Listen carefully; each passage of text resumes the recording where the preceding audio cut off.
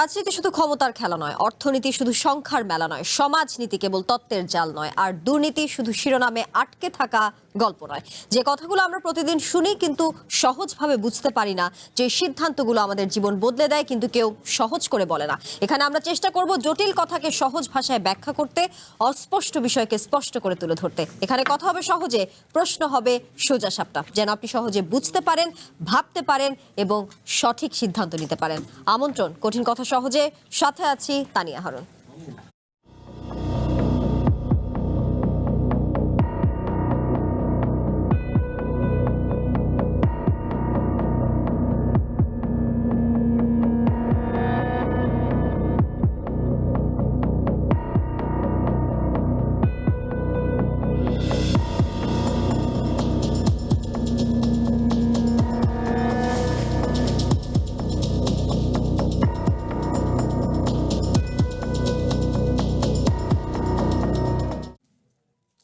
সরকারের ক্ষমতা গ্রহণের প্রায় 5 মাস, কিন্তু নিয়ন্ত্রণে আসছে না সন্ত্রাস চাঁদাবাজি। সংসদে এবং সংসদের বাইরে বারবার আলোচনায় আসছে সন্ত্রাস চাঁদাবাজির ঘটনা। একদিকে প্রধানমন্ত্রী দেশের ব্যবসা বাণিজ্য এগিয়ে নিতে বলছেন, তরুণ উদ্যোক্তারাই আগামী দিনের বাংলাদেশ গড়ার অন্যতম চালিকা শক্তি। অন্যদিকে চাঁদাবাজদের দৌরাত্মে অতিষ্ঠ ক্ষুদ্র ব্যবসা থেকে শুরু করে বৃহৎ ব্যবসা প্রতিষ্ঠানের মালিক। চাঁদাবাজির কারণে ব্যবসায়ীরা দিচ্ছেন ব্যবসা গুটিয়ে ফেলার হুঁশিয়ারি। ছিনতাই, সন্ত্রাসী কর্মকাণ্ডের ঘটনা প্রতিনিয়ত ঘটছেই। এই পরিস্থিতিতে দেশের ব্যবসা বাণিজ্য কিভাবে সামনে এগোবে? জননিরাপত্তার কি হবে? কেন নিয়ন্ত্রণ করা যাচ্ছে না সন্ত্রাস চাঁদাবাজির নেপথ্যেই বা কারা আছে? এসব নিয়েই আজকের কঠিন কথা সহজে। আজকে আমাদের সাথে স্টুডিওতে আছেন জি9-এর সম্পাদক ডাক্তার সাখাওয়াত হোসেন সায়ন্ত, আছেন বাংলাদেশ সুপ্রিম কোর্টের আইনজীবী ব্যারিস্টার আল মামুন রাসেল, এবং আমাদের সাথে আছেন সুপ্রিম কোর্টের আইনজীবী এবং রাজনীতি বিশ্লেষক হাসান তারিক চৌধুরী। আপনাদের তিনজনকে আমন্ত্রণ আজকের কঠিন কথা সহজের এই আয়োজনে। ডাক্তার সাখাওয়াত হোসেন সায়ন্ত, আপনাকে দিয়ে আজকের আলোচনাটা শুরু করতে চাই। গতকালকে দেশের ব্যবসা বাণিজ্য এগিয়ে নিতে প্রধানমন্ত্রী তারেক রহমান বলেছেন, তরুণ উদ্যোক্তারাই বাংলাদেশের আগামী বাংলাদেশ গড়ার অন্যতম চালিকা শক্তি। আবার একই দিনে আমরা চট্টগ্রামের যে ঘটনাটি দেখেছি, সেখানে চাঁদা না পেয়ে দিন দুপুরে একটি ইন্টারনেট সেবাদানকারী প্রতিষ্ঠানে হামলা ভাঙচুরের মতো ঘটনা ঘটেছে এবং 35 লাখ টাকা লুটের অভিযোগ উঠেছে।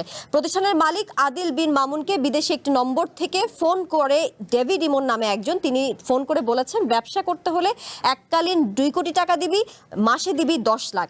এই যে দেশের ব্যবসায়ীদের এই রকম পরিস্থিতি এখন বিদ্যমান আমরা দেখতে পাচ্ছি, তখন একজন তরুণ যে উদ্যোক্তা নিয়ে আসলে কথা হচ্ছে, যারা আগামী বাংলাদেশের মূল চালিকা শক্তি, সেই তরুণ উদ্যোক্তারাই বা কেন আসলে উদ্যোক্তা হওয়ার স্বপ্ন দেখবেন? কেনই বা তারা বিনিয়োগ করবেন, বা কোন ভরসায় আসলে তারা বিনিয়োগ করবেন? জি, আপনাকে ধন্যবাদ। আমার সঙ্গে দুইজন সম্মানিত আলোচক আছেন এবং যারা শুনছেন সবার জন্য শুভেচ্ছা রইল।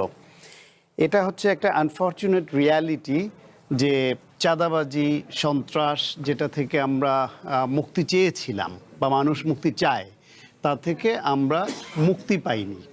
কিন্তু পাশাপাশি এটাও রিয়ালিটি যে গত 16-17 বছর ধরে ফ্যাসিবাদকালে একটা বিশেষ গোষ্ঠী তাদের নিয়ন্ত্রিত চ্যানেলে সমস্ত ব্যবসা বাণিজ্য সব কিছু যেভাবে ক্যাপচার করেছিল, সেইখান থেকে চাঁদাবাজি, সন্ত্রাস সবই অব্যাহত ছিল এবং এইরকম অভিযোগ নিত্য নৈমিত্তিক ব্যাপারে পরিণত হয়েছিল। এখন সেইখান থেকে আমরা মাঝে মাঝে এরকম অভিযোগ পাচ্ছি এবং সেটা নিয়ে আলোচনা হচ্ছে, কিন্তু এই অভিযোগটা আসাটাও আমাদের কাছে কাঙ্ক্ষিত না। সেই হিসেবে সরকারের উচিত হবে, এই যে বিদেশ থেকে যেই নাম্বার থেকে ফোন দিল, সেই নাম্বারের সূত্র ধরে কোন দেশ থেকে করেছে যদি বের করা যায়।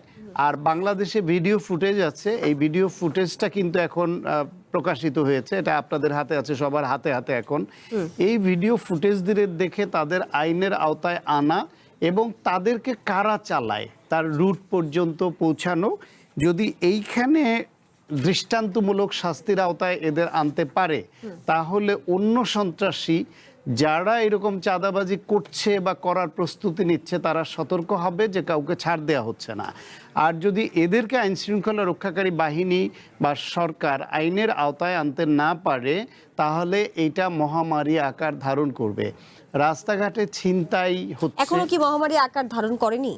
না আপনি কারণ টিআইবির 2025-এর একটি ঘটনার কেন্দ্রিক আমি বলছি না, বলেন। টিআইবির যে প্রতিবেদন আছে 2025-এর সেটি বলছে ব্যক্তি মালিকানাধীন, যদি একটি ঘটনার কেন্দ্রিক বলি, ব্যক্তি মালিকানাধীন বাস ও মিনি বাস থেকে 1059 কোটি টাকা চাঁদা বছরে তোলা হয়। সেক্ষেত্রে এখানেও তো ব্যবসার ক্ষতি হচ্ছে এটাও বলা যায়, কিংবা এই যে ভাড়া বৃদ্ধি নিয়ে এত তর্ক বিতর্ক। আগেরবারের রিপোর্টটা আছে আপনার কাছে বা এর আমার কাছে আগের টিআইবির আগের সব কয়েক রিপোর্টই বছর- আছে, দেখেন সব তো রিপোর্ট আগের আমি কয়েক রিসেন্ট বছরের যেহেতু নো নো নো জি জি আপনি যদি বলেন মহামারী কি এখনো ধারণ করেনি, আমি জিজ্ঞেস তার করছি মানেটা আপনাকে। না না, জি। Let it be clear.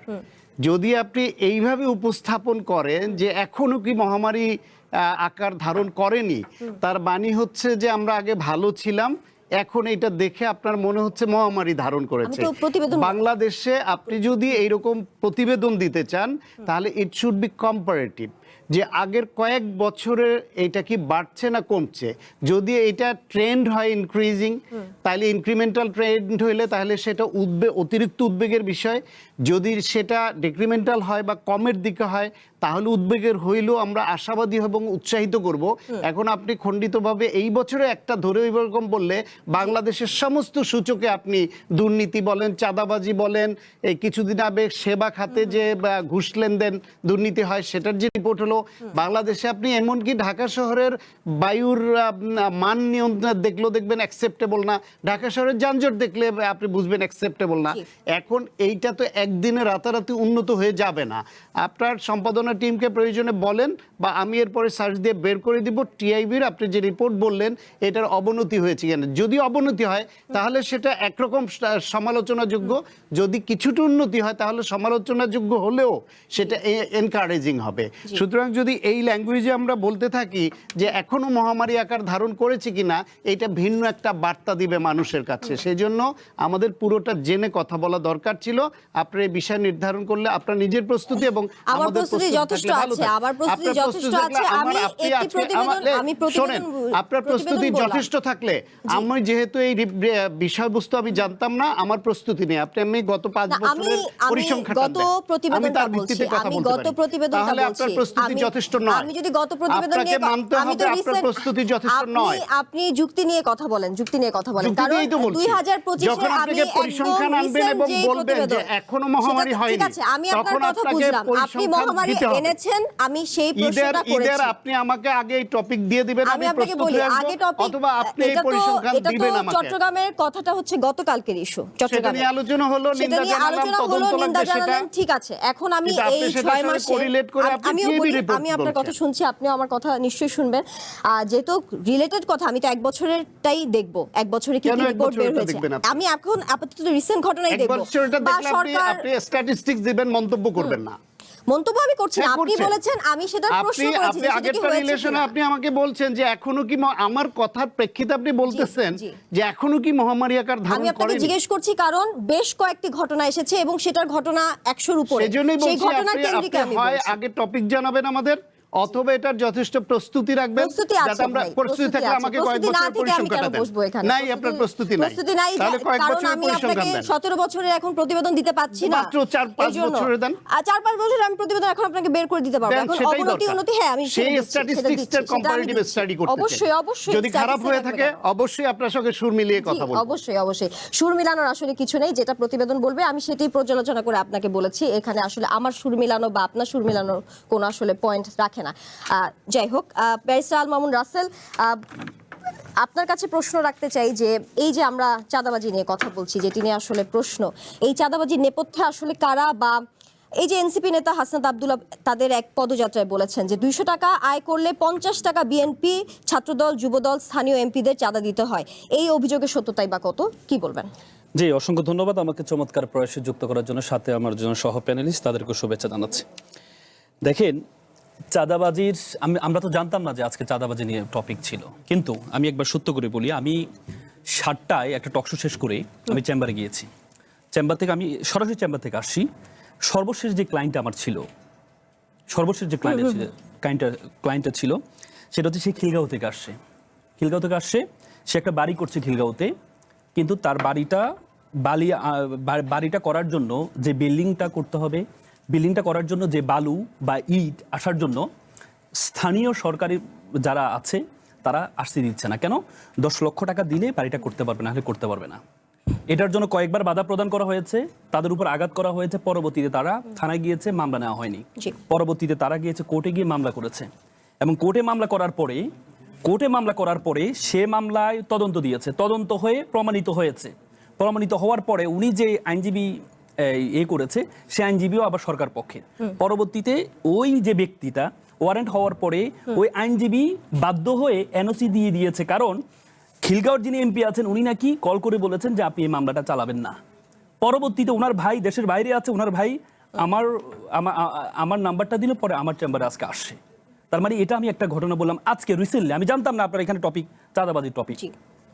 এখন ব্যাপারটা হচ্ছে, দেখেন, ভালো আগে ছিলাম, বর্তমানে ভালো নেই এমন না, আমরা ভালো ছিলাম না।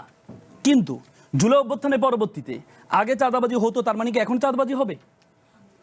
আগে আমরা ভালো ছিলাম না, তার মানে এখনো ভালো নেই, তার মানে সমান সমান না? 1500 জীবন এই জন্য দেয় নাই। আজকে প্রশ্ন আসছে যে ছাড় দেওয়া হচ্ছে না, কিন্তু আপনি কি দেখেছেন নারায়ণগঞ্জে? কি দেখেছেন? নারায়ণগঞ্জে এমপির ছেলে কমপক্ষে 17-18টি ঘটনা ঘটেছে, তার চাঁদাবাজির ঘটনা ঘটেছে। বিভিন্ন গার্মেন্টস ফ্যাক্টরি থেকে চাঁদাবাজি করেছে। পরবর্তীতে নারায়ণগঞ্জ পুলিশ তাকে গ্রেপ্তার করতে পারে নাই। ডিবি পুলিশ ঢাকা থেকে গিয়ে তাকে গ্রেপ্তার করেছে। ঢাকা থেকে গিয়েছে, ডিবি পুলিশ তাকে গ্রেপ্তার করেছে। পরবর্তীতে কগনিজেবল অফেন্স, যেখানে সরাসরি এলিগেশন আছে তার বিরুদ্ধে, এরপরও তাকে মোচলেখা দিয়ে আপনি ছেড়ে দিলেন। কেন? কেন? আপনি কি পারেন কগনিজেবল অফেন্স, নন বেলেবল অফেন্সে আপনি কিভাবে তাকে মোচলেখা দিয়ে ছাড়তে পারেন? এটাকে যদি আমি করতাম আমার জন্য কি ছাড়তেন না? তাহলে আপনি যে এই যে পার্থক্য, আইনের জন্য তো সবাই সমান। এখন কথা হচ্ছে চাঁদাবাজি আমার শুধু তো এটা, আপনি দেখেছেন বরগুনা রিসেন্টলি যে সিসিটিভি ফুটেজ আসছে বলে আমরা দেখেছি, যে ব্যবসায়ী থেকে 70 লক্ষ টাকার একটা চেক নিয়ে গিয়েছে। আমরা জানি চেকের মামলা হলে অটোমেটিকলি যিনি মামলা করেন তার পক্ষে রায় যায়, 1-2টা তার বিপক্ষে যায়। যদি সিসিটিভি না থাকতো, ওনার যে ইন্টারনাল জায়গা হাত দিয়ে ধরে জোর করে যে ওনার থেকে যে চেকটা নিয়েছে, যদি সিসিটিভি না থাকতো, তাহলে আমরা ধরতাম কি যিনি চেক নিয়েছেন তিনি অপরাধী। এটাই তো বলতাম আমরা। তার মানে এভাবে যে সব জায়গাতে সিসিটিভি নেই। আপনি দেখেছেন এই সরকার ক্ষমতা আসার আগে আমাদের বর্তমান প্রধানমন্ত্রী লন্ডনে থেকে প্রায় 10,000কে বহিষ্কার করেছে। কিন্তু অন্তর্বর্তীকালীন সমান তো দৃশ্যমান ছিল, হয়তো মিডিয়াতে আসতো, কিন্তু এখন তো সব আসছে না। এখন কথা হচ্ছে এটাকে আমাদেরকে লাগাম ধরতে হবে, কারণ এবারে গণ অভ্যুত্থানের পরবর্তীতে মানুষ এক্সপেকটেশন জায়গাটা বেড়ে গিয়েছে, মানুষের আশা ভরসা বেড়ে গিয়েছে। এবারে গণ অভ্যুত্থানের পরবর্তীতে যদি আপনি আগের মতো সংস্কৃতি চালু করেন, তাহলে আলটিমেটলি জনগণ এই যে জেনজিরা বা বর্তমান মানুষ মেনে নিবে না। এখন কথা হচ্ছে আসলে চাঁদাবাজিটা কেন হয়? চাঁদাবাজিটা হয় আমাদের রাজনীতি, পৃথিবীতে আপনি কোনো দেশ পাবেন না যেখানে রাজনীতি একটা পেশা। আমাদের দেশে আপনি কাউকে জিজ্ঞেস করেন আপনি কি করেন, আমি রাজনীতি করি। কি আপনি প্রফেশনের যতগুলো পেশা আছে পেশার তালিকাটা দেখেন, কোনো পেশার তালিকার মধ্যে রাজনীতি কোনো পেশা কিনা? কিন্তু আপনি দেখবেন আমাদের বিভিন্ন টকশোতে দেখবেন নেতা, অমুক নেতা, এটা তার পেশা। কেন এটা তার পেশা? আমরা যারা পেশা নিয়ে টকশোতে আসি আমাদেরকে বলে আপনি নিজের দলীয় পরিচয় আসেন না কেন? ভাই আমি এটা পেশা অন করি, তারপর আমি রাজনীতি পছন্দ করতেই পারি। নিশ্চয়ই। কিন্তু আমাদের দেশে রাজনীতি যখন পেশা হয়ে যায়, তখন এই রাজনীতি সে চালাবে কিভাবে? চালাবে রাজনীতিতে বেতন নেই। আপনি কি সরকারি দলের যারা বিভিন্ন পোস্ট হোল্ড করে তার কোনো বেতন আছে? তাহলে সে যে 10-15 জন লোক চালায়, কিভাবে চালায়? তখন সে কি করে? ভাগ করে দেয়। তোমাকে এই অঞ্চলটা তুমি দেখবা, এই স্টেশনটা তুমি দেখবা, এই স্টেশনটা তুমি দেখবা, এইভাবে ভাগ করে দেয়। তখন এই ভাগ করা থেকে একটা পার্সেন্টেজ সবার কাছে আসে। এই যে রাজনৈতিক সংস্কৃতি যদি আপনি পরিবর্তন না করেন, তাহলে আলটিমেটলি আপনি চাঁদাবাজি বন্ধ করতে পারবেন না। যত 10,000, 20,000, 30,000, 50,000 আপনি বহিষ্কার লাভ হবে না, যতক্ষণ পর্যন্ত রাজনীতির সংস্কৃতিটা আপনি পরিবর্তন করতে পারবেন না। আপনি দেখেছেন গুলিস্তান কিছুদিন আগে জামাতের পক্ষ থেকে একটা মিছিল করেছে যারা চাঁদাবাজ, তাদের বিরুদ্ধে। পরবর্তী তাদের উপর যেভাবে আক্রমণ করা হয়েছে, দেখেছি তো আমরা, এটা আক্রমণ করা হয়েছে। কারণ না, এটাও করতে পারবেন, প্রতিবাদও করতে পারবেন না আপনি। মানে তাদের এত ক্ষমতা, আপনি প্রতিবাদও করতে পারবেন না। এখন কথা হচ্ছে এই জন্য আমাদের বর্তমান দরকার হচ্ছে রাজনীতির যে প্যাটার্ন আছে, যে সংস্কৃতি আছে, এই সংস্কৃতি যদি পরিবর্তন না করেন, আলটিমেটলি আমরা ওই এক ভাগের মুখ থেকে আরেক ভাগের মুখের মধ্যে চলে আসবো। আমি মনে করি এখনো আসে নাই, কিন্তু চলে আসতে বেশি সময় লাগবে না। জি, সাতক্ষীরা থেকে ঢাকায় পণ্য আনতে একটি ট্রাককে 6 জায়গায় চাঁদা দিতে হয়। সেখান থেকে পণ্য এনেছে সেই পাইকারকে চাঁদা দিতে হয়, এমনই এক অভিজ্ঞতার কথা জানিয়েছেন এক ট্রাক চালক মোসলেউদ্দিন। এই জায়গায় চাঁদা দেবার কারণেই কি পণ্যের দাম বাড়ছে কিনা সেই সাথে একটু জানতে চাই হাসান তারেক চৌধুরী, আপনার কাছে প্রশ্নগুলো করছিলাম যে সড়ক ও যোগাযোগ মন্ত্রী বলেছিলেন চাঁদা নয় সমঝোতা, যেটি নিয়ে তর্ক সৃষ্টি হয়েছিল। চাঁদাবাজি এখন না বলে এই যে সমঝোতা কিংবা সমন্বয়, এই যে ব্যবসা বাণিজ্যে যেগুলো দেখছি আর কি, যে সমন্বয়, এই সব নাম দিয়ে কি চাঁদাবাজিকে গ্রহণযোগ্য করার একটা নতুন পায়তারা কিনা, কি বলবেন? ধন্যবাদ আপনাকে, আমার সহ আলোচকদেরকে শুভেচ্ছা। এখানে আমার দীর্ঘদিনের সহযাত্রী সায়ন্ত ভাই আছেন, অনেকদিন পরে দেখা। দেখেন, আসলে চাঁদাবাজি তো কেউ সমর্থন করতে পারে না, বিশেষ করে আমরা যারা পেশাজীবী। এখানে আমরা যে তিনজন বসে আছি তিনজনই পেশাজীবী, জি, এবং আমরা পেশা করেই জীবিকা নির্বাহ করি। কিন্তু যারা চাঁদাবাজি করে জীবিকা নির্বাহ করে, এইটা আমাদের আইন সমর্থন করে না, আমাদের নৈতিকতা সমর্থন করে না, এবং আমাদের সামাজিক বাস্তবতাও এটাকে সাপোর্ট করে না। তাহলে এটা কেন টিকে আছে? এর উত্তরটা নতুন কিছু নয়, এটা পুরনো আনসার। সেটা হলো এই যে চাঁদাবাজির একটা রাজনৈতিক মদত থাকে। তাদের চাঁদাবাজির শক্তির জায়গাটা হলো পলিটিক্স। যতক্ষণ পর্যন্ত চাঁদাবাজির পেছনে পলিটিক্যাল মদত থাকবে, সেটা সেই দলের নেতার অনুমোদন সহ কিংবা অনুমোদন ছাড়া যেভাবেই হোক। এবং আমরা দেখেছি আমাদের দেশের বিভিন্ন শাসনামলে যে ধরা পড়লে বহিষ্কার আর না ধরা পড়লে পুরস্কার, এই হলো চাঁদাবাজদের ক্ষেত্রে নীতি।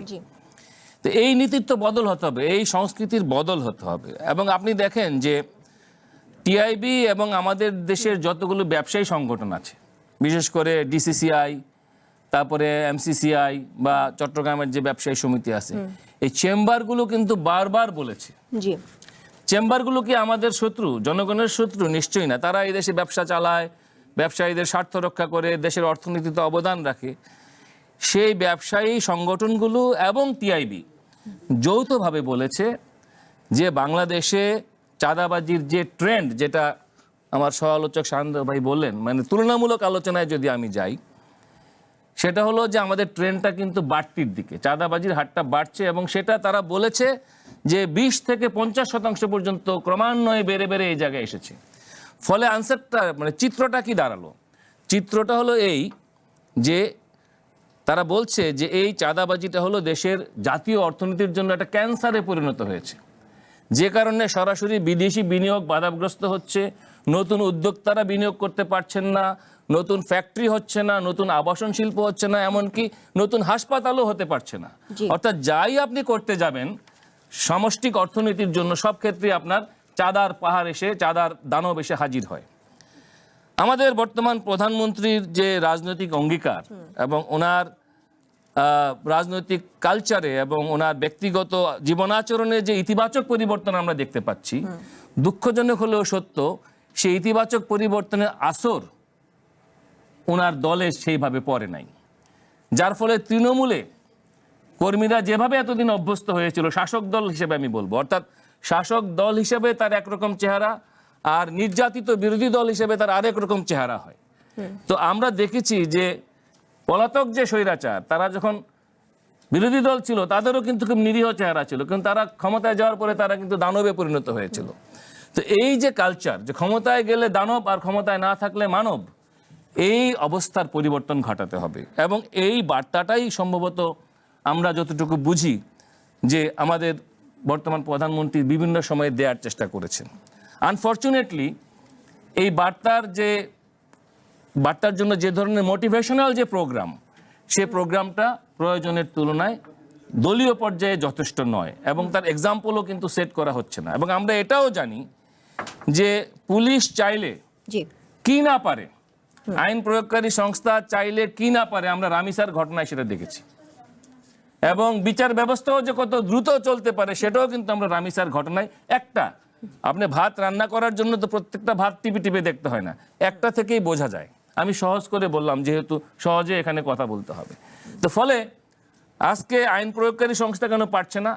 এই আইন প্রয়োগকারী সংস্থা, চাঁদাবাজ এবং অসৎ রাজনীতিবিদ সকলে মিলে একটা চক্রে, একটা সিন্ডিকেটে পরিণত হয়েছে। এই সিন্ডিকেটগুলোকে শনাক্ত করতে হবে। এবং শুধু তাই না, আপনি দেখেন আমার সাথে আমার বিজ্ঞ সহকর্মী আছেন, আমাদের আদালতে কি হয়? জি। অ্যাটর্নি জেনারেল এসে নোট বাণিজ্যের বিরুদ্ধে হুঙ্কার দিলেন।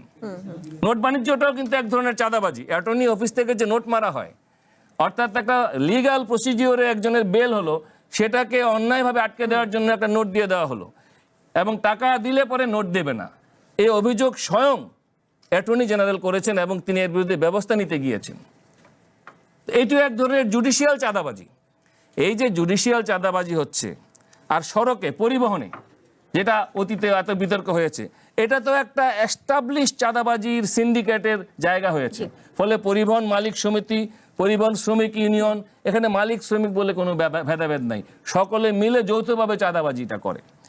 এবং এই চাঁদাবাজির সংস্কৃতির গোড়াটা হলো রাজনীতিকে যারা টাকা বানানোর উপায় বলে মনে করে, নেতা হওয়া, মন্ত্রী হওয়া, এমপি হওয়া, যাকে যারা মনে করে যে নেতা হওয়া, মন্ত্রী হওয়া, এমপি হওয়া হলো ধনী হওয়ার মাধ্যম, তাদের মনের সমস্যা রয়েছে।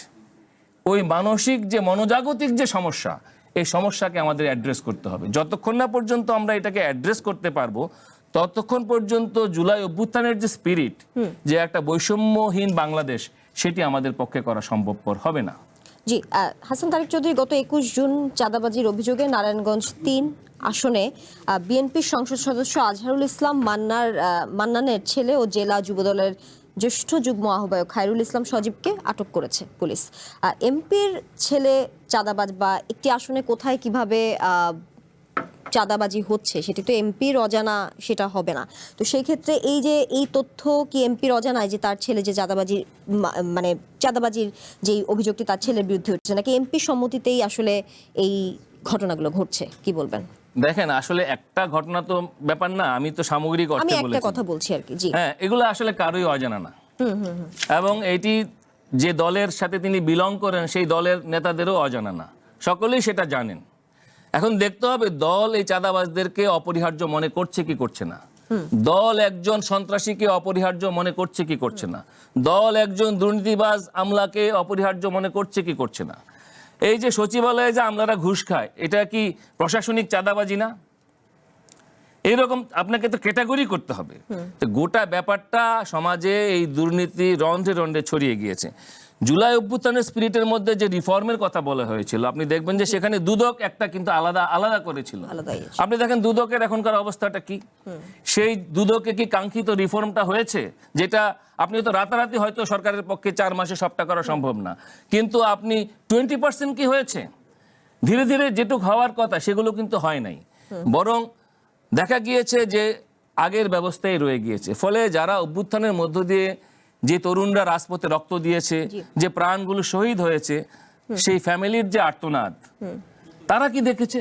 তারা দেখেছে যে আমাদের স্বপ্ন হারিয়ে যাচ্ছে। এবং শুধু তাই নয়, জুলাই শহীদদের ফান্ডের টাকা সেটি পর্যন্ত আত্মসাৎ হয়েছে।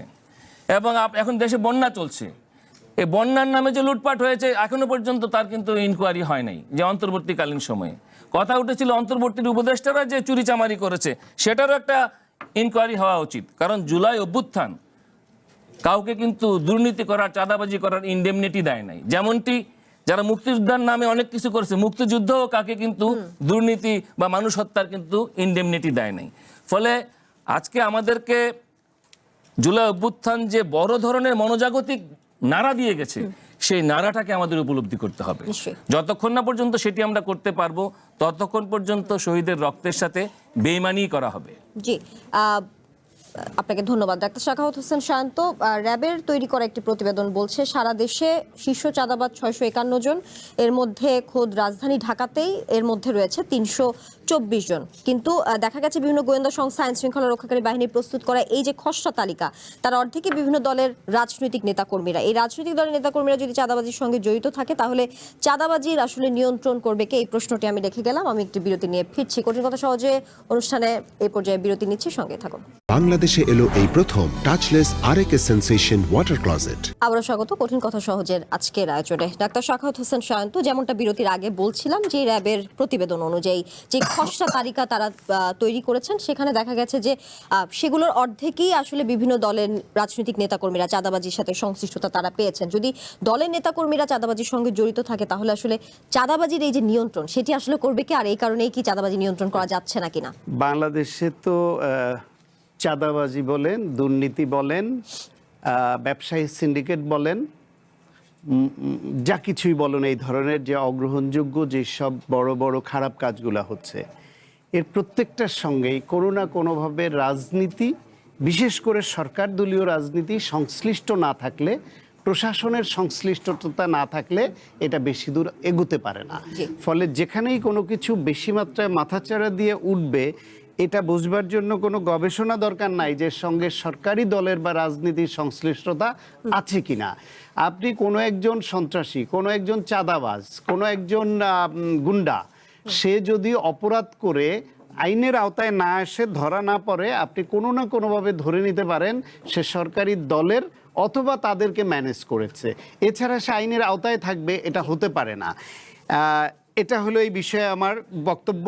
পরে সময় পেলে আরও বিস্তারিত বলবো। তার আগের স্লোটে আমাদের একটা ভুল বুঝাবুঝি বা কনফিউশন হয়েছে, আমি আপনাকে একটু বলি। আমি আপত্তি করেছিলাম যখন আপনি একটা বছরের সূচক দিয়েই আপনি বলে ফেলেন যে এখনো কি মহামারী হয়নি, তখন আমি শেষ করি, আমার কথাটা শেষ করতে দেন। একটা বছরের সুযোগ দিয়ে বলি নাই আসলে, এইজন্য বলছিলাম। আমি জাস্ট একটা एग्जांपल দিয়েছি। তাহলে আমি আবারও চাইবো আমাকে আরো কয়েকটা বছরের সূচক দেন। আমি এতক্ষণ খুঁজে বাসের চাঁদাবাজির বিষয়ে টিআইবি রিপোর্ট অনলাইনে আমি 24 সাল শুধু পেয়েছি, আর আপনি বললেন 25 সালের এইটা। তো 25 সালে কত অ্যামাউন্ট ছিল? 25 সালে আপনি যে রিপোর্ট বললেন, সময় দিবেন আমাকে, একটু সময় দিবেন।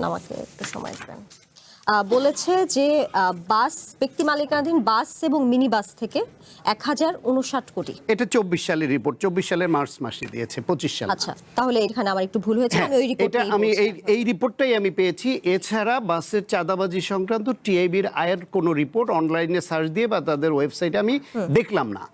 কিন্তু এই রিপোর্টটা হচ্ছে ইন্টারিম গভর্নমেন্টের সে কিছু সময়, আর হচ্ছে আওয়ামী লীগের শেষ সময়ের সেই বিষয়টা। আওয়ামী লীগের সময়, সরকারের সময় দুর্নীতি, চাঁদাবাজি, লুটপাট, টাকা পাচার মহামারী আকার ধারণ করেছিল, আমরা সবাই জানি। সেই মহামারী থেকে উত্তরণের চেষ্টা চলছে।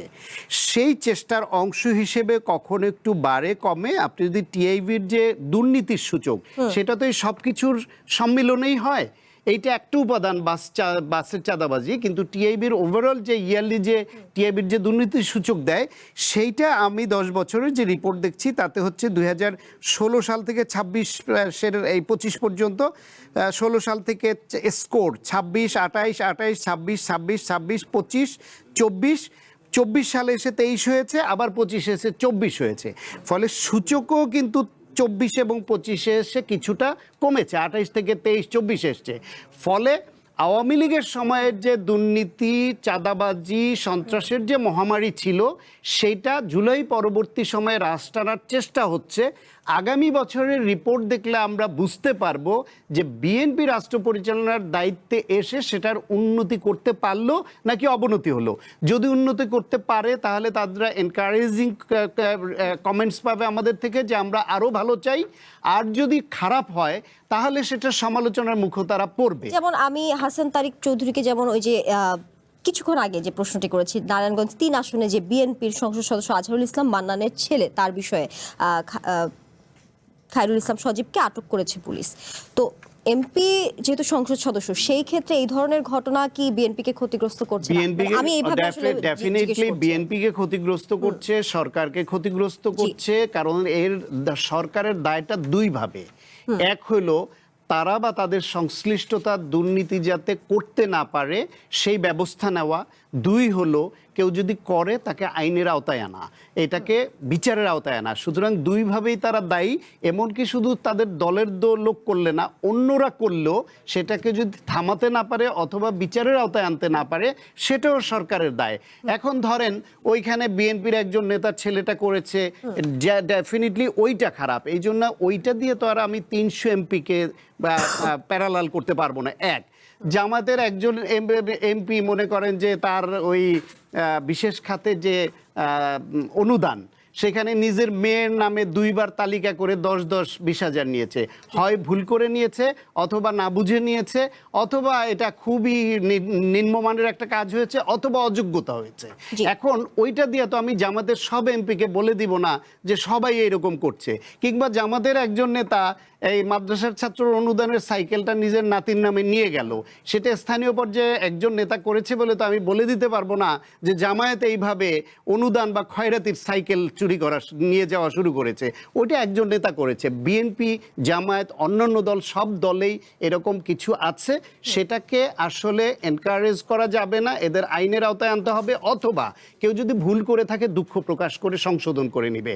সেই ক্ষেত্রে কোনো 1-2টা ঘটনা দিয়া, একটা সূচক দিয়া আমরা যদি ওই আমলটাকে পুরা বিবেচনা করি, যেটি ইন্টারিম গভর্নমেন্টের সময় একটা সূচক দিয়ে আপনি মহামারী আকারের যে প্রসঙ্গটা আনলেন, সেজন্য আমি আপত্তি করেছি। আমরা দেখতে চাই যে ধারাবাহিকভাবে উন্নতি হচ্ছে, আমরা উন্নতি প্রত্যাশা করি। সেই ক্ষেত্রে যেখানে সরকারি দলের নেতা কর্মী বা তাদের পোষ্যরা এরকম দুর্নীতি, চাঁদাবাজি বা মাস্তানিতে যুক্ত হচ্ছে, অবশ্যই তাদের আইনের আওতায় আনতে হবে। না হলে তো তারা 16 বছর ধরে আওয়ামী লীগ সরকারের আমরা যে সমালোচনা করেছি, যেটা প্রতিবাদ করেছি, সে একই ধারাবাহিকতা যদি এদের মধ্যে পাই, তাহলে তো আমাদের পরিবর্তনের আকাঙ্ক্ষাটা পূর্ণ চৌধুরী হয়। যেমনটা বলছিলেন যে প্রধানমন্ত্রীর যেই বার্তাগুলো, প্রধানমন্ত্রীকে আমরা দেখছি নিরপেক্ষ বার্তা বা যেই বার্তাই তিনি দিচ্ছেন, সেগুলো আসলে তৃণমূলের নেতাকর্মীদের কাছে পৌঁছাচ্ছে না। এইটার কারণ কি হতে পারে? এটার কারণ হচ্ছে দীর্ঘদিনের রাজনৈতিক কালচার। এদেশে দীর্ঘদিন ধরে এইরকম চাঁদাবাজি, দখল, এমনকি নিজ দলের মধ্যে উপদলীয় কোন্দলেও অনেক মারা যাওয়ার ঘটনা যেই দেশে যেই সব দলে ঘটে, যেখানে নিজেদের পদ নিয়ে সংঘর্ষ হয়ে একটা পদের জন্য মারামারি করে খুনোখুনি হয়ে যায়। সেখানে দীর্ঘদিনের এই কালচার যে দেশে প্রায় সব দলে কম বেশি আছে। চাঁদাবাজি আছে, হাদিয়া আছে, ডোনেশন আছে, এক এক ফর্মে এক এক গ্রুপ করছে। সেইখানে আমরা পরিবর্তন চাচ্ছি। সেই পরিবর্তনের দিকে আমাদের সবচেয়ে এনকারেজিং যে দিকটা, সেটা হচ্ছে একটা দলের প্রধান, তিনি সরকারেরও প্রধান, তার আচরণ নিয়ে কেউ এখনো বড় দাগে কোনো সমালোচনা তৈরি করতে পারছেন না। তিনি দলটাকে এবং দেশের কালচারকে একটু শুধরানোর চেষ্টা করছেন, এটা আমাদের আশাবাদী করে। এবং তার মেসেজ তৃণমূলে সবাই গ্রহণ করছেন এমন নয়, অনেকে গ্রহণ করছেন বলেই এই চাঁদাবাজি বা এই সব ক্ষেত্রে যে অভিযোগের মাত্রাটা, এটা অতীতের তুলনায় অনেক কম। এমনকি আপনি আগে এই দলে 1 বছরে 10,000 বেশি মানুষকে শৃঙ্খলা ভঙ্গের অভিযোগে, চাঁদাবাজি, দখলের অভিযোগে বহিষ্কারের ঘটনা, শাস্তিমূলক ব্যবস্থা নেওয়ার ঘটনা এর আগে এই সব দলে, ট্র্যাডিশনাল পাওয়ার পলিটিক্স করা রাজনৈতিক দলে বাংলাদেশে দেখেছেন, কিংবা বিএনপি তো দেখেছেন। তারেক রহমান সেটা করে দেখিয়েছেন যে তিনি তার দলের নেতাকর্মীদের প্রতিও কঠোর। এমনকি এখনও যাদের বিরুদ্ধে যেখানেই অভিযোগ আসছে, সে কাউকেই কিন্তু কোনো রকম প্রশ্রয় দিচ্ছে না বা সরকার প্রশ্রয় দিচ্ছে না। এইটা রিয়ালিটি। আমরা এটাকে আরো এগিয়ে নিতে চাই। জি, নিশ্চয়ই আমরাও সেই প্রত্যাশা রাখি। ব্যারিস্টার আল মামুন রাসেল, গণমাধ্যমে প্রকাশিত ঢাকার চাঁদাবাজির একটি বড় জায়গা ফুটপাত। সেক্ষেত্রে আমরা প্রায়ই দেখি যে ফুটপাতে যে দোকান উচ্ছেদ অভিযান চালানো হয়, কিন্তু পরদিন থেকেই দেখা যায় আবার ফুটপাতের একই চিত্র, ফুটপাত হকারদের দখলে চলে যায়। সেক্ষেত্রে মেট্রো স্টেশনের নিচের দোকানগুলোতে রোজ দিতে হতো 300 টাকা এককালীন অগ্রিম, 40,000 টাকা। সম্প্রতি মেট্রো স্টেশনের অবৈধ স্থাপনা সরানো হয়েছে, কিন্তু ফুটপাত এখনো আমরা দেখিনি যে দখলমুক্ত হয়েছে। তো সেই ক্ষেত্রে ফুটপাতের দোকান থেকে যে কোটি কোটি টাকা চাঁদাবাজি হয় আর কষ্টভোগ হয় মানুষের হাঁটার স্বাধীনতা কেন থাকবে না? বা এখানেও কি আইন শৃঙ্খলা বাহিনীর কোনো দায় দেখছেন কিনা? দেখেন, ফুটপাত যখন দখলে চলে গিয়েছে, এই জন্য কিন্তু রিসেন্টলি সাপা নামক একটা মেয়ে একটা প্রতিবাদ করেছে। সচিবালয়ে একটা কি বলে খাওয়ার হোটেল খুলেছিল সচিবালয়ের সামনে, পরে তাকে থানায় নিয়ে পরে তাকে ছেড়ে দেওয়া হয়েছে। সে একটা প্রতিবাদ জানিয়েছেন। এটাকে বলে হচ্ছে আপনার এই মানে শিল্প, মানে প্রতিবাদ একটা শিল্প। আপনি দেখবেন পৃথিবীতে আপনি বহু দেশে এমন প্রতিবাদ আছে। আপনি ইউকেতে হচ্ছে একটা এই লিভিং রুম বানিয়ে, রাস্তায় লিভিং রুম বানিয়ে একজন প্রতিবাদ করেছে। ফুটপাতগুলো দেখেন দখলের পিছনে 2টা কারণ থাকে। একটা হচ্ছে সরকারি দল, সাথে হচ্ছে আইনশৃঙ্খলা বাহিনী, 2টাই কিন্তু জড়িত থাকে। আপনি দেখেন আইনশৃঙ্খলা বাহিনী এখন, এজন্য আমরা কিন্তু বারবার বলেছিলাম, কারণ এগুলো শুধুমাত্র এই রাজনৈতিক দলের ব্যক্তিরা শুধু পারে না, এটার সাথে হচ্ছে আমাদের যে আইনশৃঙ্খলা বাহিনী আছে, সেই আইনশৃঙ্খলা বাহিনীর সরাসরি জড়িত আছে। এখন এজন্য আমরা চেয়েছিলাম জুলাই পরবর্তীতে আমরা চেয়েছিলাম যে সংস্কার করার জন্য, কিন্তু দুঃখজনক হলো সত্য, একটু আগে এই হাসান তারেক ভাই বলল যে দুদকের বিষয়টা আপনি দেখেন, দুদকের যে অধ্যাদেশটা ছিল সেই অধ্যাদেশটা কিন্তু বাতিল করা হয়েছে। অথচ দুদক দেখেন, দুদক হচ্ছে প্রধানমন্ত্রীর অধীনে। যদি প্রধানমন্ত্রীর অধীনে কোনো দুদক কোনো প্রতিষ্ঠান থাকে, তাহলে প্রধানমন্ত্রী সহ গুরুত্বপূর্ণ ব্যক্তিদের তদন্ত সে কি করতে পারবে? পারবে না। এই জন্য বলা হয়েছিল দুদকের অধ্যাদেশটা কি করার জন্য, দুদকের আইনটাকে সংশোধন করার জন্য। কিন্তু আমাদের বর্তমান সরকার সেটাকে বাতিল করেছে। পুলিশ কমিশন যে অধ্যাদেশ, সেই অধ্যাদেশও আমরা চেয়েছিলাম যে আইন শৃঙ্খলা বাহিনী যে বিভিন্ন জায়গায় তারা যে জড়িত, চাঁদাবাজির সাথে তারাও জড়িত, এটার জন্য আমরা পুলিশ কমিশন অধ্যাদেশ করা হয়েছে, সে অধ্যাদেশটা কিন্তু বাতিল করা হয়েছে। এখন দেখেন, শাহিন ভাই বললো যে এই প্রধানমন্ত্রীর যে মেসেজ, এই মেসেজ কিন্তু অনেকে গ্রহণ করছে, এটা সত্য, এটা আমি ওনার সাথে আই অ্যাগ্রি উইথ হিম। কেন? কারণ আমি নিজে একটা এক্সাম্পল আপনাকে দিই। আমি একটা ছাত্রদলের একটা নেতার সাথে, আমার খুব কাছের ছোট ভাই, সে আমাকে বললো যে ভাই আমার জন্য একটা চাকরি দেখেন। তা আমি বললাম, তোমরা ক্ষমতা আসছো, তোমরা এখন হঠাৎ করে চাকরির দিকে ঝুঁকলা কেন? সে বলে যে ভাইয়া আসলে রাজনীতি যে জন্য করিস আসলে সেভাবে আর পারা যায় না, আমাদেরকে সরাসরি বলা আছে কোনো কিছু হলেই হয়তো বহিষ্কার, না হলে তো সুতরাং আসলে আগের মতো আর করা যাচ্ছে না, এই জন্য ভাই একটা চাকরি দরকার। ভাবছিলাম যে ক্ষমতা আসছে একটু ভালোভাবে থাকবো, আসলে হচ্ছে সত্য কথা এটা। তার মানে অনেকে মেসেজটা গ্রহণ করছে প্রধানমন্ত্রী ডাউন টু আর্থ মেন্টালিটি অনেকে গ্রহণ করছে, কিন্তু সমস্যা হচ্ছে নষ্ট করে ফেলছে কারা জানেন? মন্ত্রী হতে, এমপি হতে এবং তৃণমূল অনেকে এটাকে নষ্ট করে ফেলছে। যখন একটা মন্ত্রীর মুখ থেকে শুনি যে আপনি সমঝোতার ভিত্তিতে যদি হয় সেটা চাঁদাবাজি না, যখন একটা এমপির মুখ থেকে আমরা শুনি যে জাকাত খাওয়ার চেয়ে চাঁদাবাজি অনেক ভালো, তখন আলটিমেটলি তৃণমূলে যারা আছে তারা কিন্তু একটা মেসেজ পায় যে আমরা যা করছি এটা একটা বৈধতা আছে। তো সুতরাং আমাদেরকে বুঝতে হবে যে এই যে প্রশ্রয় আমাদের কিন্তু প্রধানমন্ত্রী সেটি দিচ্ছে না, কিন্তু তৃণমূল পর্যায়ে যদি লাগাম টেনে না ধরা যায়, তাহলে কিন্তু আলটিমেটলি এই জন্য গুরুত্বপূর্ণ সংস্কারগুলো খুবই দরকার। আমরা বারবার বলছি যে গুরুত্বপূর্ণ সংস্কার, পুলিশ সংস্কার বলেন, দুদক সংস্কার বলেন, এই যে গুম, মানবাধিকার যে অধ্যাদেশগুলো যেগুলো বাতিল হয়েছে, এগুলো সরকারের পক্ষ থেকে বলেছে যে ওনারা সংযোজন বিয়োজন করে নতুন করে নিয়ে আসবেন। আমরা চাই খুব দ্রুত সরকার যেন পুলিশ কমিশন যে অধ্যাদেশ হয়েছে সেটিকে খুব দ্রুত সংযোজন বিয়োজন করে নিয়ে আসুক, যে দুদকের যে অধ্যাদেশকে বাতিল করেছে সেই অধ্যাদেশটা সংযোজন বিয়োজন করে জাতির সামনে নিয়ে আসুক। তাহলে দেখবেন হচ্ছে আমি সাথে সাথে সরকারকে বলবো যে আপনারা বিভিন্ন জায়গায় ফ্যামিলি কার্ড দিচ্ছেন, ফ্যামিলি কার্ডের বাইরে আপনারা যুবকদের চাকরির ব্যবস্থা করে দেন। আপনাদের দলের যারা কর্মীরা আছে, আপনি দেখেন জামাত বিরোধী দল, জামাতের প্রত্যেকটা কর্মী আপনি দেখেন, কোনো কর্মী নেই যার কোনো পেশা নেই, প্রত্যেকটা। এবং ওনারা যদি দেখে যে একে একটা ব্যবস্থা করে দেওয়ার জন্য ওনারা প্রতিষ্ঠান তৈরি করে তার চাকরির ব্যবস্থা করে দিচ্ছে, 4,000, 5,000, 10,000 চাকরির ব্যবস্থা করে দিচ্ছে, তারপরে তোমরা চাকরি করে খাও। তার মানে এই যে আপনি যদি যুবকদেরকে, যে এই ছাত্রদল, যুবদল যারা আছে, স্বেচ্ছাসেবক দল যারা আছে, এদেরকে চাকরির ব্যবস্থা করে দেখ। সরকারের সুযোগ আছে, তো আপনার সুযোগ আছে। আমাদের উন্নত বিশ্বে যেমন চায়না, তারা ইনভেস্ট করতে যাচ্ছে, ইপিজেড করতে যাচ্ছে, আপনি সুযোগ করে দেন, চাকরির ব্যবস্থা করে দেন। যখন চাকরি পাবে, সে যখন একটা পেশা পাবে, তখন রাজনীতি যে একটা পেশা, এটা থেকে সে চলে আসবে। অনেক দিনের সংস্কৃতি তো চাইলে আপনি পরিবর্তন করতে পারবেন না, কিন্তু আপনি পারবেন কখন? আপনি যদি তাকে সুযোগ করে দেন যে তোমাকে আমি আজকে এখানে আমার একটা আছে, একটা গ্লাসে ওয়াইন আছে আর একটা পানি আছে বা একটা শরবত আছে, আমি যদি তোমাকে বলি যে ওয়াইনটা খেও না, তুমি শরবতটা খাও, আমাকে তাকে অপশন দিতে হবে। কিন্তু আমি যদি বলি না খেও না, তাকে তো একটা পানীয় খেতে হবে এখন। কিন্তু আমি তো অপশন যখন তাকে দিব, তখন এটা থেকে সে ফেরত আসবে। এই জন্য সরকারের উচিত ফ্যামিলি কার্ডের পাশাপাশি যুবকদেরকে চাকরির কার্ড ব্যবস্থা করে দেওয়া, চাকরির ব্যবস্থা করে দেন। আপনি যখন চাকরির ব্যবস্থা করে দিবেন, তখন এই চাঁদাবাজিটা কমে যাবে। আপনি চাইলেও যতই কথা বলবেন, যার পেটে ভাত নেই, আপনি যতই কথা বলেন, আপনি পেটে ভাত নেই, আপনি যত নৈতিকতার কথা তাকে শিখান, সে জানে সে জেলে যাবে, আবার বের হবে, আবার করবে। কিন্তু আপনি যখন তাকে চাকরির ব্যবস্থা করে দিবেন, তখন সেই চাঁদাবাজি থেকে ফেরত আসবে। চাকরি নিয়োগের ক্ষেত্রেও তো আমরা দেখেছি যে ঘুষের একটা বাণিজ্য তৈরি হয়, সেখানে আবার কি বলবেন? মানে চাকরি নিয়োগের ক্ষেত্রে বিভিন্ন জায়গায় আপনি যোগ্যতার ভিত্তিতে দিবেন, আপনি চাকরি যখন দিবেন যোগ্যতার ভিত্তিতে চাকরি দেন। জি, চিটাগের যে ভিডিও ফুটেজটা ভাইরাল হলো, কি ইমন ডেভিড নাকি জানো, ও কিন্তু পেটে ভাত নাই বলে করছে এরকম না। আইন শৃঙ্খলা পরিস্থিতি ভালো রাখা, আইনের প্রয়োগ, সুশাসন এবং বিচার করা, এর আওতায় আনা খুব জরুরি। পেটে ভাত না থাকলে সে বিকল্প পথ সে নিজেও বের করে নিবে। সুতরাং পেটে ভাত দিতে হবে, কর্মসংস্থান দিতে হবে, এটা সত্য, একমত, এটা জরুরি। কারণ বিনিয়োগ লাগবে, কর্মসংস্থান লাগবে একটা দেশ এগিয়ে যেতে হলে। পাশাপাশি আসলে সুশাসন লাগবে, আইনের প্রয়োগ লাগবে, সঠিক বিচার ব্যবস্থা লাগবে। সেটার জন্যই তো সংস্কারগুলো দরকার। যদি সংস্কারগুলো না হয়, যাক, আপনার হাতে হ্যাঁ। পয়েন্টটা তুলে দিলাম। না, যে জন্যই তো সংস্কারগুলো দরকার। আপনি যদি সংস্কারটা না করেন, আমি তো বারবার আপনাকে বলেছি যে গুরুত্বপূর্ণ অধ্যাদেশগুলো বাতিল করা হয়েছে, যে ব্যাংক অধ্যাদেশ সেটা 18 ক যুক্ত করা হয়েছে, এই যে অধ্যাদেশগুলো বাতিল করা হয়েছে, এটা তো সংস্কারকে আপনি চাচ্ছেন না।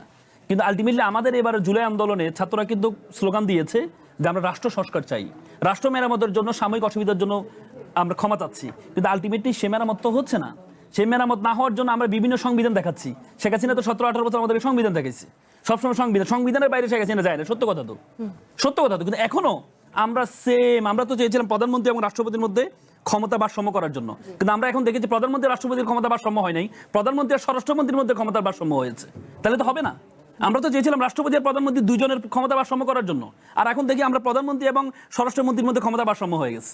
প্রধানমন্ত্রী কিছু ক্ষমতা চলে গেছে স্বরাষ্ট্রমন্ত্রীর কাছে, স্বরাষ্ট্রমন্ত্রী প্রধানমন্ত্রীর সামনে বলেন ওনার পক্ষ থেকে আমি কথা বলছি। তার মানে কি? এটা তো আমরা চাইনি। আমরা তো চেয়েছি রাষ্ট্রপতির সাথে ক্ষমতা ভারসাম্য হওয়ার জন্য। এই জন্য তো সংস্কারগুলো গুরুত্বপূর্ণ। আপনি সংবিধান সংস্কার কমিশন করলেন, এই সংশোধন কমিশন করলেন, সেখানে প্রদান করলেন আবার সেই স্বরাষ্ট্রমন্ত্রীকে, যে স্বরাষ্ট্রমন্ত্রী প্রথম দিন থেকে আমাদের সংবিধান দেখায়, ওনাকে আপনি প্রদান করলেন। তাহলে কি হবে? যে লাউ সে কদু। জি, স্বরাষ্ট্রমন্ত্রীর কথা থেকে আরেকটি প্রশ্ন মনে পড়লো, সেটি হচ্ছে হাসান তারিক চৌধুরী 4 মার্চ ডিএমপি সদর দপ্তরে স্বরাষ্ট্রমন্ত্রী সালাউদ্দিন আহমদ বলেছেন চাঁদাবাজ ও সশস্ত্র সন্ত্রাসীদের তালিকা প্রস্তুত করে দ্রুত আইনানুগ ব্যবস্থা নিতে নির্দেশ দেওয়া হয়েছে, যে আইনের প্রয়োগ নিয়েও বলছিলেন ডাক্তার সাখাওয়াত হোসেন সায়ন্ত। শিগগিরই রাজধানী ঢাকা থেকে দেশব্যাপী অভিযান শুরু হবে। 4 মার্চের কথা বলছি, সেই ক্ষেত্রে পেরিয়ে গেছে 4 মাসেরও বেশি সময়ে। আইন শৃঙ্খলা বাহিনীর হাতে শীর্ষ সন্ত্রাসীদের তালিকা আছে, কিন্তু চাঁদাবাজি তো কমছে না, সন্ত্রাসীদের কার্যক্রমও কমছে না। তাহলে এই তালিকা করে আসলে লাভ কি, বা চাঁদাবাজদের গ্রেফতারে কি কোনো বাধা দেখছেন কিনা? ধন্যবাদ আপনাকে। আমাদের মাননীয় স্বরাষ্ট্রমন্ত্রী একসময়ে বিচার কার্যও করেছেন, তার ক্যারিয়ারে কিন্তু বিচারকের পার্টও আছে, এবং তিনি আইনেরও ছাত্র। আবার এখন দক্ষ পার্লামেন্টারিয়ান হিসেবে তিনি নিজেকে ইতিমধ্যেই প্রতিষ্ঠিত করেছেন, এবং এইটা আমাদের জন্য অত্যন্ত স্বস্তির ব্যাপার যে পার্লামেন্টে একজন লেখাপড়া জানা লোক কথা বলছে, শুধু সূরা কেরাত পড়ছে না, অন্তত মানে লিবারেল ডেমোক্রেসির কথা, মাল্টি পার্টি ডেমোক্রেসির যে কনস্টিটিউশনাল যে বয়ান সেটি আমরা শুনতে পাচ্ছি। এটা শুধুমাত্র আলোচনাই না, আমার মতো যারা আইনের ছাত্র তাদের জন্য এটা লার্নিংয়েরও জায়গা বটে। ব্যাপারটা সেখানে না, ব্যাপারটা হলো যে আপনি সমস্যার গোড়ায় হাত দিচ্ছেন কিনা, নাকি শুধু রেটরিকের মধ্যেই আপনি থাকছেন। যেমন ধরেন, আমি যদি ইংল্যান্ডের উদাহরণ দেই, ইংল্যান্ডের পলিটিক্সের শক্তিটা কোথায়, তাদের শক্তিটা কোন জায়গায়, আমাকে সেই জায়গায় যেতে হবে। কিভাবে ব্রিটিশ ডেমোক্রেসি এত স্বচ্ছ হয়ে উঠলো, কেন ওই দেশের প্রধানমন্ত্রীর সিটটা টলমলো, খুব দেখবেন যে বেশি দিন থাকতে পারে না। তার কারণ হলো যে পাওয়ার অফ ডেমোক্রেসি, গণতন্ত্রের শক্তি, সেই জায়গাটা তৈরি হয়েছে, যে কোর যে জায়গাটা, সেই জায়গাটা আমাদের দেশেও নজর দেওয়া দরকার। তাইলে পরে চাঁদাবাজি বলেন আর যাই বলেন, এগুলো অনেক কিছু দূর হয়ে যাবে। সেটা কি? রাজনৈতিক দল এবং নেতাদের অর্থায়ন, ওই জায়গায় আপনি হাত দেন।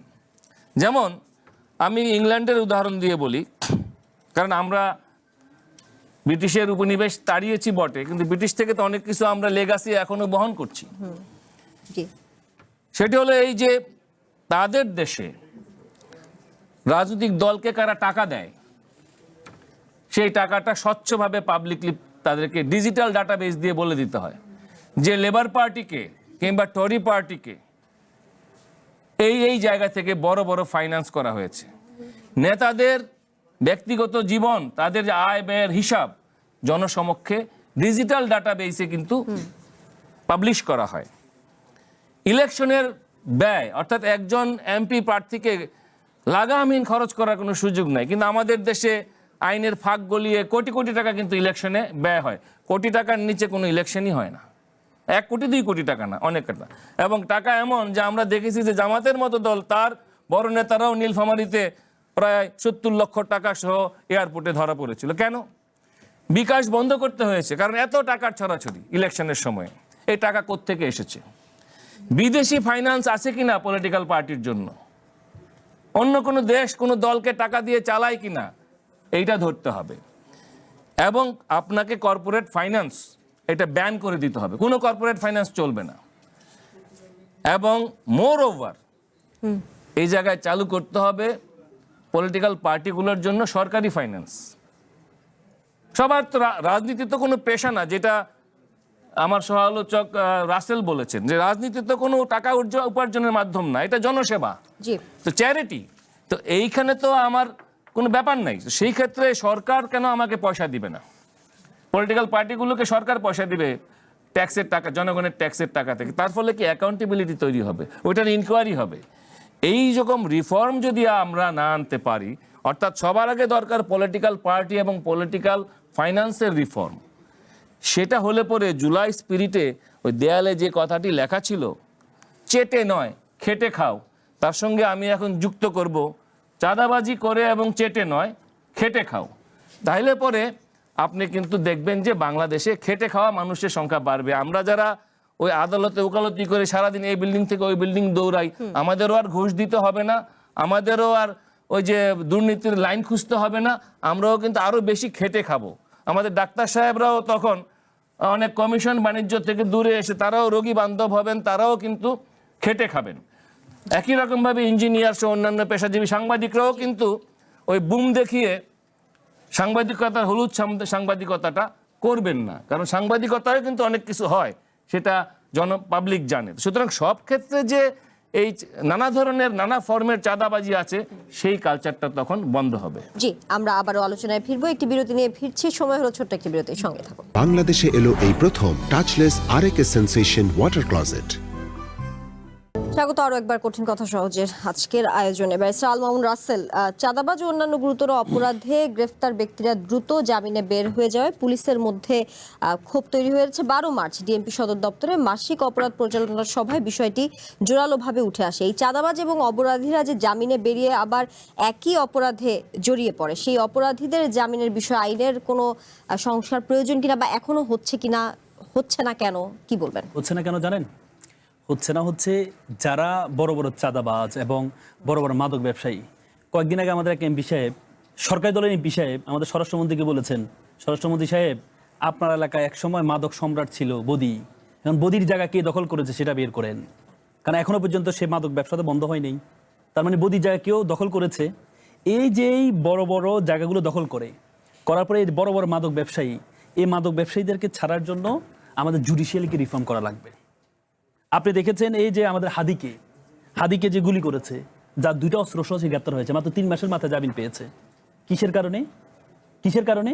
কারণ বিচারপতিরা রায় দেওয়ার সময়, বিচারপতিরা এই জামিন দেওয়ার সময় চিন্তা করে যিনি দাঁড়িয়েছেন, তখন আমাদের বর্তমানে ডেপুটি স্পিকার সাহেব এই আসামির পক্ষে জেনেও দাঁড়াক বা না জেনে দাঁড়িয়েছিলেন, কিন্তু বিচারপতিরা চিন্তা করলেন উনি তো ক্ষমতা আসতেছেন, উনি তো একটা বড় পদ পাবেন, তাহলে আমার তো একটা প্রমোশনের একটা হচ্ছে। এই জন্য জুডিশিয়ালিগুলোকে রিফর্ম করতে হবে। এই জন্যই কিন্তু বারবার বলা হয়েছে, আমাদের এতদিন পর্যন্ত কাগজে কলমে আমাদের বিচার বিভাগ নির্বাহী বিভাগ থেকে আলাদা ছিল, কিন্তু বাস্তবতায় ছিল না। এই জন্যই বারবার বলা হয়েছিল আমাদের সচিবালয়, যে এই সুপ্রিম কোর্টের যে সচিবালয়টা করার জন্য। বিএনপি আপনার 2030 তাদের যে ভিশন ছিল, সেখানেও তারা বলেছে সচিবালয় করবে। বিএনপি যে 31 দফা ছিল, সেখানেও বলেছে তারা সচিবালয় করবে। যখন অন্তর্বর্তীকালীন সরকার সচিবালয়টা প্রতিষ্ঠা করেছেন, তখন বিএনপি 7 দিন আগে যে ইস্তেহার দিয়েছেন, সেই ইস্তেহারে বলেছেন আমরা সচিবালয়টাকে শক্তিশালী করব। 30 সেকেন্ডে শেষ করুন। তার মানে সেই শক্তিশালী সচিবালয়, যেখানে জনবল নিয়োগ হয়ে গেছে, সবকিছু হয়ে গেছে, হওয়া জিনিস আপনি বাতিল করে দিলেন। কেন বাতিল করলেন? বাংলাদেশে এলো এই প্রথম টাচলেস আরএকে সেন্সেশন ওয়াটার ক্লজেট। আপনি চান জুডিশিয়ালি প্রত্যেকটা জিনিস আপনার নিয়ন্ত্রণে আসার জন্য। যদি এটা রিফর্ম না করা হয়, বিচারক যে একটা করা হয়েছে, যে বিচারক কিভাবে আমাদের এই জুলাই সনদে আছে, বিচারপতি কিভাবে নিয়োগ হবে, প্রধান বিচারপতি কে হবে, কিভাবে, কিন্তু সবকিছু পলিটিসাইজ করা হয়েছে। এই জন্যই বারবার চাঁদাবাজরা, সন্ত্রাসীরা বিভিন্ন সময় বিভিন্ন সরকার ছত্র ছায়া তারা বের হয়ে যাচ্ছে। জি, ডাক্তার সাখাওয়াত হোসেন সায়ন্ত, শীর্ষ সন্ত্রাসীরা ছাড়াও নতুন করে অনেকে অপরাধমূলক কর্মকাণ্ডে জড়াচ্ছে। সন্ত্রাসীরা দরিদ্র যেই তরুণরা আছে তাদেরকে টার্গেট করছেন বা তাদেরকে দলে ভিড়িয়ে নিয়ে অপরাধমূলক কর্মকাণ্ড করাচ্ছে। এই প্রবণতা আসলে রোধ করা যায় কিভাবে? দুইটা জিনিস, একটা হলো রাসেল আগে যেটা বলেছে কর্মসংস্থান, পাশাপাশি এই একদম রুট উপড়ে ফেলতে হবে। যারা এই যে নতুন করে হান্টিং করছে, হতাশাগ্রস্ত দরিদ্র বেকার যুবকদেরকে দলে ভেড়াবে, তাদের ওই রুট উপড়ে ফেলতে হবে। সুতরাং আবারও বলি, কর্মসংস্থান, বিনিয়োগ, আইনের শাসন, সাজা সব লাগবে। আপনি রাসেলের হাতে যতই গরু ধরিয়ে দেন সে নদীতে নামাবে। ওই বিচার বিভাগীয় সচিবালয়ের কথাটা বলতে হবে বলে জুডিশিয়ারিটি আগে আনছে, কিন্তু জুডিশিয়ারিতে তারা দুইজনই বিচার বিভাগের লোক। বিচারপতিদের সবচেয়ে বড় বা বিচার বিভাগের অভিযোগ হচ্ছে পুলিশ তদন্ত রিপোর্ট ঠিকভাবে দেয় না বলে অনেক সময় তারা অপরাধীকেও রায় দিয়ে বিচারের আওতায় আনতে পারে না, কারণ তারা তো এই তদন্ত রিপোর্ট এবং সাক্ষ্য প্রমাণের বাইরে তো আদালত যেতে পারে না। সুতরাং পুলিশকে টার্গেট করতে হবে আগে, তার তদন্ত রিপোর্টটা যাতে ঠিক দেয়। জি, হাসান তারেক চৌধুরী, একদম শেষ পর্যায়ে আমরা সরকার করতে হবে, অধ্যাদেশ থাকতে হবে এই জন্য, একটু বলবেন, এই পুলিশ প্রবণতা আসলে এবং রোধ সবকিছু সংস্কার তো এই জন্য করতে হবে। এই প্রবণতা রোধ করার সবচেয়ে বড় উপায় হলো রাজনৈতিক সিদ্ধান্ত নিতে হবে। অর্থাৎ আমাদের মাননীয় স্বরাষ্ট্রমন্ত্রী এই কনসার্ন স্টেক হোল্ডারদেরকে ডেকে একটা ন্যাশনাল কনফারেন্স তারা করা উচিত, যে এই যে ব্যবসায়ী সংগঠনগুলো এবং টিআইবির মতো প্রতিষ্ঠান যখন চাঁদাবাজিকে জাতীয় অর্থনীতির ক্যান্সার বলছে, যার জন্য বিনিয়োগ হচ্ছে না, এটাকে ন্যাশনালি পলিটিক্যালি অ্যাড্রেস করতে হবে। এটা কোনো বিচ্ছিন্ন ঘটনা না, যে এটা কোনো মলম দিয়ে সারানোর ব্যাপার না, এটা একটা রাষ্ট্রীয় উদ্যোগ লাগবে এইটাকে রিজলভ করার জন্য। জি, আপনাদের তিনজনকে ধন্যবাদ আজকে এসে সময় দেওয়ার জন্য। আজকের মতো এখানে শেষ করছি, ধন্যবাদ সবাইকে।